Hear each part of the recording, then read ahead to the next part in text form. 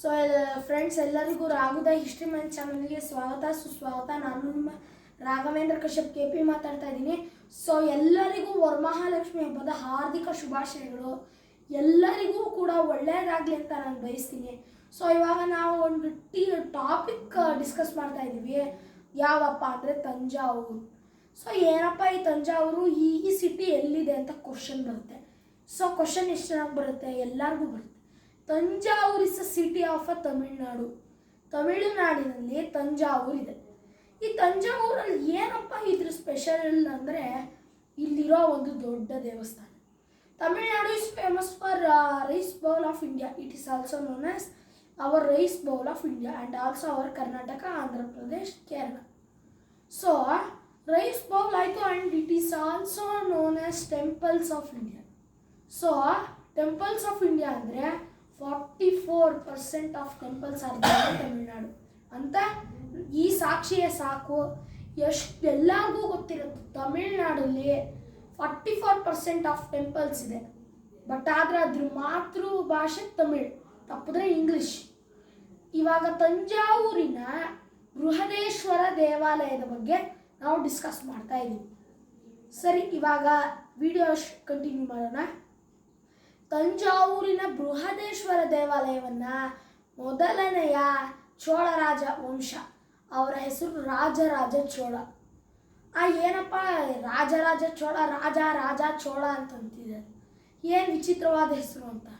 But ಆದರೆ ಇವರಲ್ಲಿ ಇವ್ರಿಗೆ ಸಣ್ಣ ಸಣ್ಣ ಗುಡಿಗಳು ಕಟ್ಟೋದು ಅಂದರೆ ಪ್ರಾಣ, ಅಂದರೆ ತುಂಬ ಇಷ್ಟ. ಹಿ ಲೈಕ್ ದ ಮೋರ್.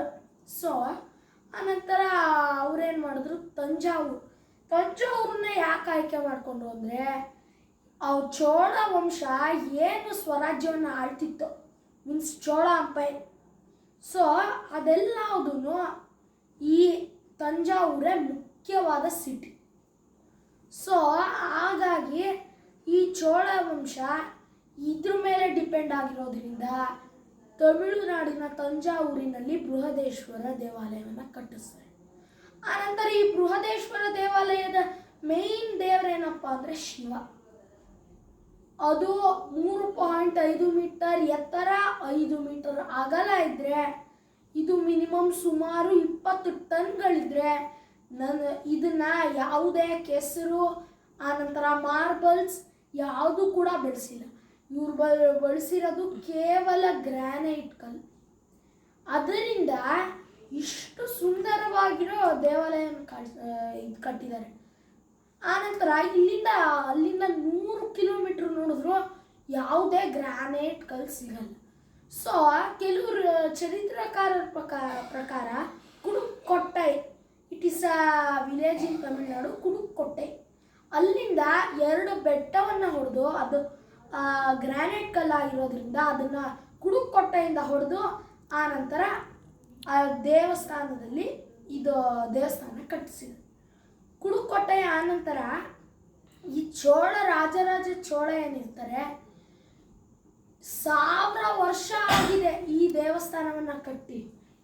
ಆದರೆ ಇಲ್ಲಿ ತನಕ ಚೂರು ಪಾಚಿ ಬಂದಿಲ್ಲ, ಚೂರೇ ಚೂರು. ನೀವು ಟೈಮ್ ಸಿಕ್ಕಿದ್ರೆ ತಂಜಾವೂರಿಗೆ ಹೋಗಿ ನೋಡಬಹುದು. ಆನಂತರ ಎಲ್ಲ ಗ್ರಾನೈಟಿಂದನೇ ನಿರ್ಮಿಸಿದ್ದಾರೆ. ಆನಂತರ ಇಲ್ಲಿ ಒಳಗೆ ಮಾತ್ರ ಶಿವ, ಆನಂತರ ಪಾರ್ವತಿ. ಆನಂತರ ಇಲ್ಲಿ ಕೆಲವು ಸುರಂಗ ಮಾರ್ಗಗಳಿವೆ. ಅಂದರೆ ಕೆಲವು ತಂಜಾವೂರಿನ ಬೇರೆ ಬೇರೆ ದೇವಾಲಯಕ್ಕೆ ಅಂದರೆ ಯಾವುದು ಅಂತ ಗೊತ್ತಿಲ್ಲ, ಆ ದೇವಾಲಯಕ್ಕೆ ದಾರಿ ತೋರಿಸುತ್ತೆ. ಇನ್ನು ಕೆಲವು ಮರಣಕ್ಕೆ ದಾರಿ ತೋರಿಸ್ತವೆ. ಮರಣಕ್ಕೆ ದಾರಿ ತೋರಿಸೋವ್ಯಾವು ಅದೆಲ್ಲವನ್ನು ಈಗ ಮುಚ್ಚಿದರೆ ತಂಜಾವೂರಿನ ಬೇರೆ ದೇವಸ್ಥಾನಗಳಿಗೆ ಹೋಗ್ಬೋದು ನಾವು ಬೃಹದೇಶ್ವರ ದೇವಾಲಯದಿಂದ.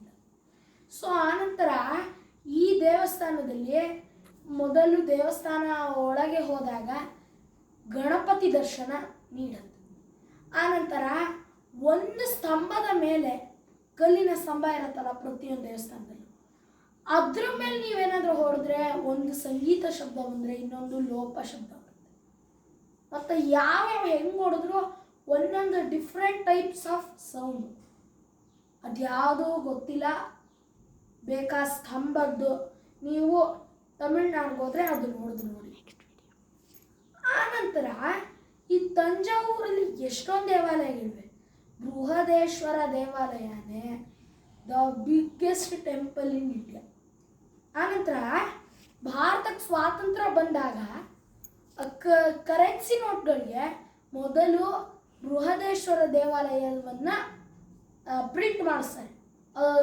ಮಹಾತ್ಮ ಗಾಂಧಿ ಆಗ್ತಿದ್ರಲ್ಲ, ಸ್ವಾತಂತ್ರ್ಯ ಬಂದ ಬಳಿಕ ಬೃಹದೇಶ್ವರ ದೇವಾಲಯವನ್ನು ಹಾಕ್ತಾರೆ.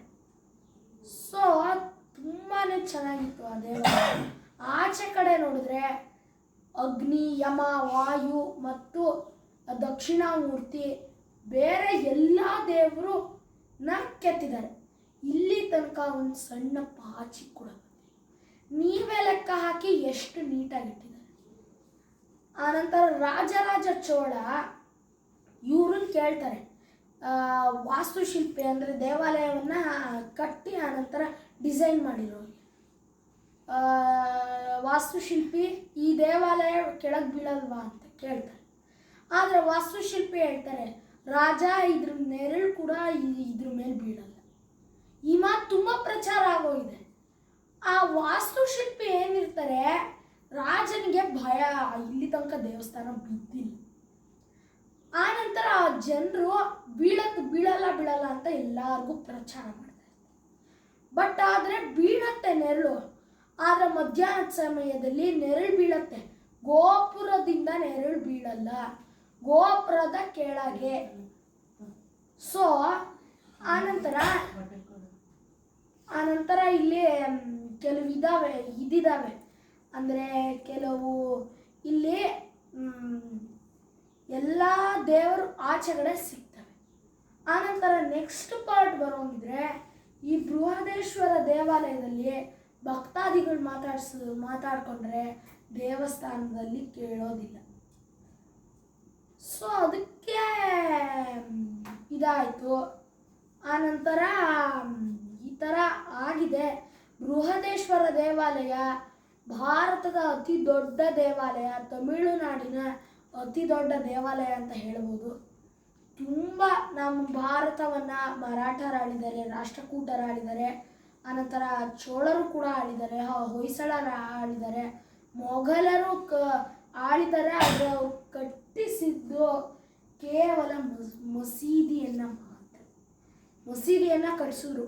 ಆದರೆ ಹೊಯ್ಸಳರು ಹಿಂದೂಗಳಾಗಿದ್ದರು, ಅವರು ಬೇರೆ ದೇವಾಲಯಗಳನ್ನು ಕಟ್ಟಿದ್ರು. ರಾಷ್ಟ್ರಕೂಟರು ಕೂಡ ಹಿಂದೂಗಳಾಗಿದ್ದರು, ಅವರು ಬೇರೆ ದೇವಾಲಯ ಕಟ್ಟಿಸಿದ್ದಾರೆ. ಮರಾಠರು ಕೇವಲ 2 ದೇವಾಲಯ, ಅದ್ಯಾವುದಪ್ಪ ಅಂದರೆ ತುಳಜಾಪುರ ಭವಾನಿ ಮಂದಿರ, ಅನಂತರ ಪಂಡ್ರಾಪುರ ಪಾಂಡುರಂಗ ದೇವಾಲಯ. ಸೊ ಇಷ್ಟೇ ಹೇಳೋಕ್ಕಾಗೋದು. ಇನ್ನು ಆನಂತರ ಮೌರ್ಯರು ಕೂಡ ಆಳಿದ್ದಾರೆ. ಆನಂತರ ಚೋಳರ ಆಳಿರೋ ಪ್ರದೇಶ ತುಂಬ ನಮ್ಗೆ important. Tamil Nadu, it is also known as 44% of temples and also rice bowl of India.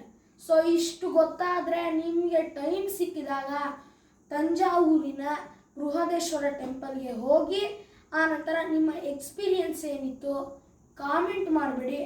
ನಮ್ಮ ನಂಬರ್ನ ಡಿಸ್ಕ್ರಿಪ್ಷನ್ನಲ್ಲಿ ಕೊಟ್ಟಿರ್ತೀನಿ. ಅದಕ್ಕೆ ನೀವು ಫೋನ್ ಮಾಡಿ ಈ ಥರ ಇತ್ತು ಅಂತ ಹೇಳ್ಬೋದು.